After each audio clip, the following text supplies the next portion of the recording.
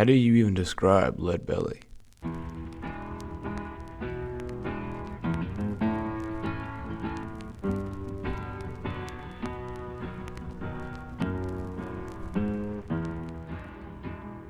He was born on a cotton plantation near the Texas-Louisiana border and grew up drifting around the nearby towns of Marshall and Morningsport, where he learned accordion and guitar from his uncle. His family picked cotton, and when he got old enough, he'd accompany his father into Shreveport to sell. There, Leadbelly would frequent Fannin Street, a place of brothels, dance halls, and saloons, where he'd play music and partake in the illegal activities down there. Don't ever shine, I was you all night.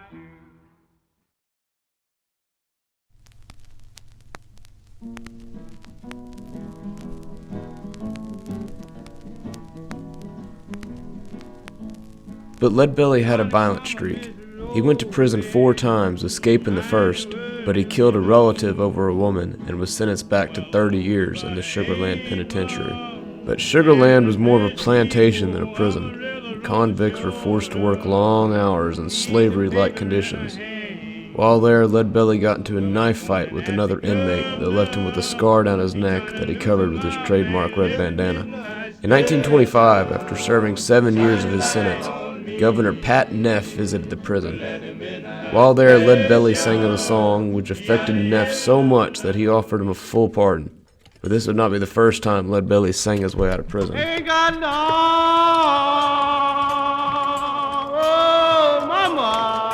Just 5 years later, Leadbelly was imprisoned at the Louisiana State Penitentiary, known as Angola, for attempted homicide.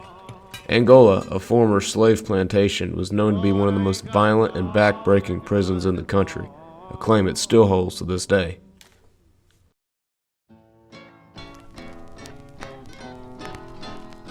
But in 1933, folklorists John and Alan Lomax arrived at Angola to record folk, blues, and prison songs from the inmates. One inmate that particularly caught their eye was Leadbelly. Good night, Irene.